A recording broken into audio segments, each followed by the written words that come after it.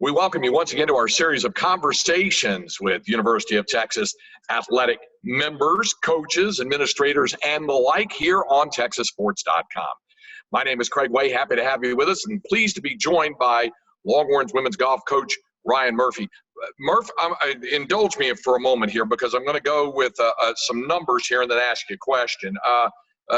For folks who don't know, Ryan is the three-time Big 12 Coach of the Year. Since the start of the 2017-2018 season, Texas has had one NCAA top 5 finish, 2 Big 12 championships, 2 NCAA championship appearances, 4 NCAA top 10 individual finishes, 7 individual tournament victories, and 12 team tournament victories. The reason why I list all that is to say, how bummed are you that you couldn't finish out this season when you were number 2 in the country at the time, that everything shut down? I'm a little more bummed now that you've put it that way. But yeah, I'm bummed that we didn't get to see the end of this season. We were obviously positioned really well. I had a great team this year, and we were a contender for sure. You know, I guess the first thing also, this is something else that I've asked of the coaches, I also asked of Chris Del Conte as well, is how everybody's holding up, so to speak. How is everybody coping with it? And by everybody, I mean within their own specific area. With CDC, obviously, it was the athletic department as a whole. With Coach Herman or Coach White, Coach Pierce, we were talking about their specific teams and as they stayed in touch with their coaching staffs and with their student athletes as well. So I put the same question to you, Murph. How about the rest of your group, your student athletes, and those who are all a part of Texas women's golf, how everybody's holding up through all of this? I think they're, at least the people in my area, they're all holding up really well. We got our internationals back home pretty fast. I've got a couple. I've got Sarah Koskova from Prague, Czech Republic, and I've got Agathe from Paris, France, and we got them back pretty fast. And then everybody else, for the most part, went home. I've got a couple that have stayed here in Austin, but they're holding up pretty well. I mean, just like the rest of us, they're hunkered down in their the places that they live, as well as to be expected, I guess. Yeah, and you kind of have a unique perspective, as would say our coaches, primarily in a lot of the spring sports, in specific golf, tennis, maybe a bit of swimming, diving, but track and field certainly come to mind as well, with the influx of international student athletes. And I know that had to be a concern of yours and of theirs as this all started to build, about making sure that they could transport safely back to where they needed to be, and the extent of what you and what the department did to make sure everybody got home safely. Yeah, in the beginning, I don't know if anybody really understood the severity of it, so we didn't initially think get them home as soon as possible. But Chris Del Conte said we're going to do what mom and dad want us to do in each scenario, and that's what we did. And it took a few days before at least the kids on my team decided we're going to go back, or mom and dad had called me and said we'd like for them to come back, and we got them on the next flight out. And obviously that's the right thing to do. At a time like this, we're going to do what mom and dad want us to do. And we did that. Luckily right now for us, everybody's healthy, everybody's safe at home. And, the sport aside, the season aside, everything's fine for us. That also brings to mind and again, this is something I've visited with the coaches about, the academic piece of it as well. I even have a son who's attending a school, and all of the learning is going online like it is so many other places as well. And whether you're based in Austin, Texas, or in the Czech Republic, or wherever it might be, there is that component, isn't there, about how they transition from being student athletes, used to going to class, working on the papers, the projects, things of that nature for their academic requirements, to having to transition all of that at home and be able to zero in on all of that. Yeah, I think it's, for some of them, I think it was music to their ears. They can sit there and do their classwork in their pajamas. And so from that perspective, it's If I was their age, I'd be loving that. But when you're not in class and you're not doing your schoolwork, I think they're bored out of their minds, really. My players are doing exercise as much as they can there at their house, but outside of that, I think it's a lot of Netflix and a lot of scrolling the internet and Instagram and, taking it pretty easy.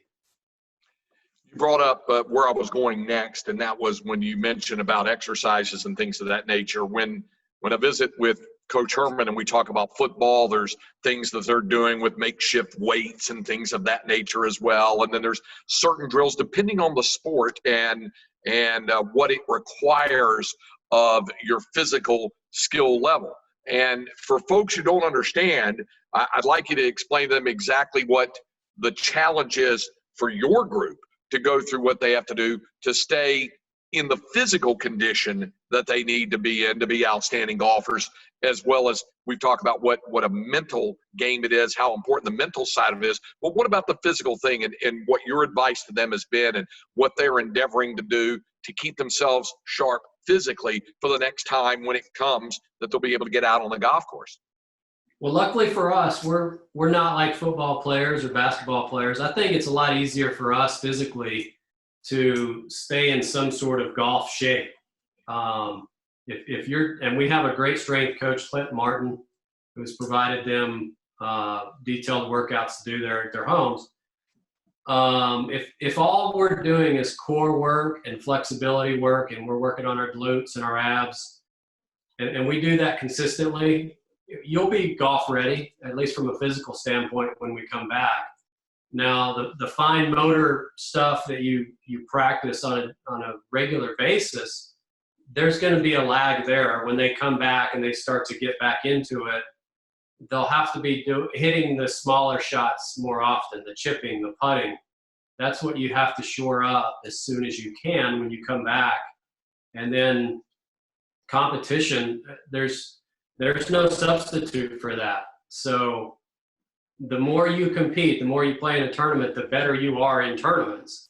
And so, again, there will be a little lag there. When they finally do come back, whenever we do come back and play, they'll have some serious nerves because they won't have the recent reps in tournament or in competition that they normally would. So there will be a little lag there as well, I think. Which brings to mind the other part of it. You brought up the core work and the things of that nature. If you're a basketball player, if you can't get to a gym and you have access to a hoop in the driveway, you do that.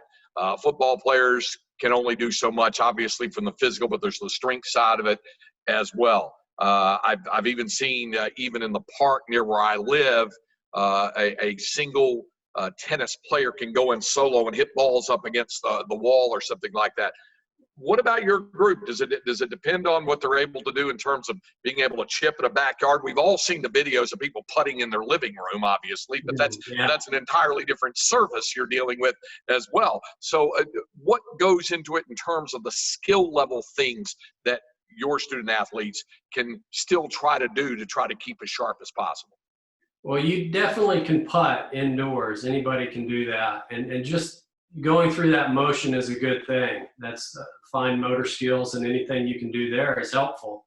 If you want to get out and hit balls, most ranges are closed right now. Some courses are open to where you could still go walk it and play the golf course. Not everywhere. In some places that's the case.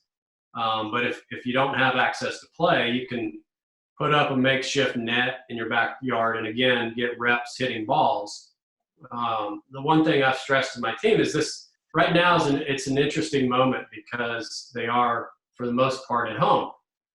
It's a good time to read a book. It's a good time to learn something that you haven't had time to learn in the past.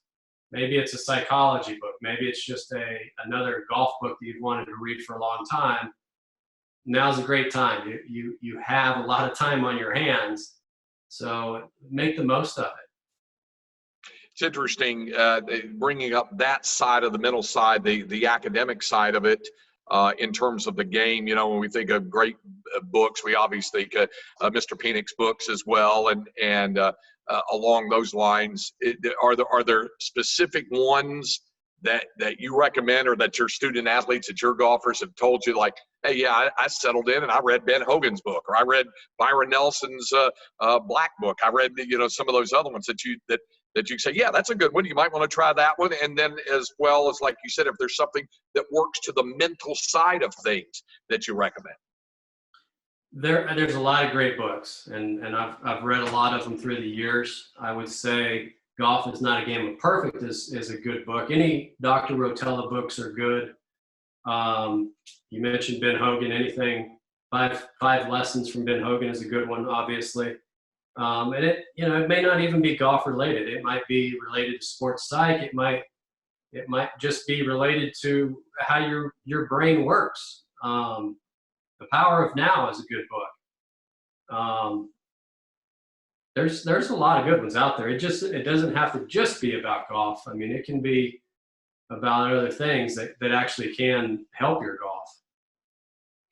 Well, let me get you to talk a little bit about this team. I know it as you described, it's kind of a bummer to lose Emily Hoffman, who had a chance to do some absolutely fantastic things. And of course, she announced last month that her intention to turn pro, her decision. And I know you support her 100% on that. It brings about the big what ifs, doesn't it, when you lose a senior of that caliber on a team of the caliber that you had? It does. And that thought kind of creeps in a little bit every day, but I try to cut it off. Actually, I don't let it go too long in my mind. I know what if. I know what could have happened. So I don't really think too much about it. It is what it is. Life goes on. We'll have another crack at it next year. I've got a really great team coming back next year. It won't be with Emily, obviously. She made the right decision, honestly, Craig. She graduates in May. She's always wanted to go on and play professionally, and everything matched up to where that was a good decision. Would I like to have had her back? No question. She provided scores for us. She provided leadership for us, and was just a solid part of our foundation, if you will, big part of our program. But we will have a great team coming back. We've got a Gap, Caitlin Papp, Sarah Koskova, Sophie Guo obviously is coming back. I feel bad for Sophie Guo, to be honest. I mean, she was a front runner for Big 12 Freshman of the Year and perhaps the Player of the Year in the conference. So if she actually goes on next year and wins one of those awards, I feel like she'll have done it twice, because she had already, she was already in the lead in both of those categories. And she only had one tournament left on our regular schedule that she was going to play in. So that's, man, but I hope she does, because that's going to make an incredible story. If she does win those awards next year, that will basically mean that she took 2 years to do it. So that's an interesting perspective, Ryan, because some folks think of only the seniors that they lose, and you spoke eloquently about Emily Hoffman as well. But to talk about someone who is a freshman and still has time remaining at the university, it might not occur to folks about what they quote unquote missed, because they still are coming back and still have the opportunity to compete and all that sort of thing. But it's a unique perspective when someone had it going that well that early to have to shut it down then and then have to find it all again next season. Yeah, it's you can dwell on the what ifs, or you can look at the positives too. And there are positives that come out of this, at least for us, for certain athletes. Gaining another year, it could be a positive. Several golfers, Craig, take 5 years to graduate, or 4.5. That's a common thing. So in that regard, this is not a big deal. It just means this year's gone, and I'll have, in Sophie's case, I'll have 4 more years. And perhaps that matches up better academically for her anyway. So you can look at the negatives or you can look at the positives. I would advise to look at the latter, because you think about what you missed out on, it'll drive you crazy. You brought up Caitlin Papp, and I think anyone who's followed your program here over the past couple of years has seen what she has done and what she is capable of doing. So I know you're excited to have her as part of that leadership group, as well as being the producer that she is on the golf course, to be able to score the golf ball, as well as what she provides you in terms of leadership for next season. For sure. No question. She's been a rock in our program now for 3 years. And I don't want to say that Sophie was automatically going to be the player of the year. It was honestly a coin toss between Caitlin Papp and Sophie. And what we do in our conference is we vote on it. The coaches vote. They were way ahead of the third place person, really, in that vote. So it was going to be a coin toss between those two. But yeah, I'm really happy Caitlin Papp will be back with us next year. She's been incredible for our program, Craig. I just got to tell you, I mean, when she committed to us, our program changed trajectory. There's no question about it. From that moment that she said, I'm coming to the University of Texas, and she announced that, on her social media platforms. And at that moment, it was like, okay, here's a top 5 junior in the country choosing the University of Texas. And that was big for us, not just because she's coming, but what it did for us with credibility with other players. It was huge. It was huge. The final thing I wanted to get your thoughts on is, and this is something, again, I've asked the coaches, as I said, what is the ongoing message to your group, to your student athletes, about how they best deal with all of this and move forward and help them, I guess, realize that this could be something that they can build forward off of. None of us know exactly how long all of this is going to go on and how it affects us down the road. And in your team's case, for future tournaments and and their development as they get ready for their next competitive season. But what do you as a coach say to your group now about what they do from here going forward, how it helps them develop as people, as young people, as well as student athletes? Going back to what I said, I think the big message that I convey to my team is this can be a positive. It's a negative circumstance for sure. The entire world is shutting down or has shut down. And I think it's really easy to become very negative and pessimistic. And certainly if you think what could have been, then that can drive you crazy. But there's also positives that can come out of this. And I've tried to explain to them, this can be a good thing if you look at it the right way. And you, in our case, I have a couple of players that are well ahead academically that now if they come back and they take that extra year, they can actually probably get out of here with a master's degree. So that's very appealing to them. And it's like, oh, wait, I get another year of eligibility and I can get my master's degree. They're like, sign me up for that. I'm in. So it really does. And you don't have to leave college for another full year. I mean, Craig, if you had offered that to me 25 years ago, I'd said, okay, I'm coming, I'll stay. You don't have to twist my arm. So it's a bad moment, but it can have it can have its positives. I started to say you struck a chord with me about that extra year there as well. It means an awful lot. Hey, Murph, we appreciate you taking the time. And best of luck, continued health to you, your family and friends, and your team as well. We'll look forward to visiting with you again on down the road, because we know there's great things ahead for your golf team coming up in the next time around for that. We appreciate you joining us today. Yeah, thanks, Craig. I appreciate it. Hook 'em. Have a good one. All right. That's Ryan Murphy, the Texas women's golf coach. Thank you for joining us here on TexasSports.com.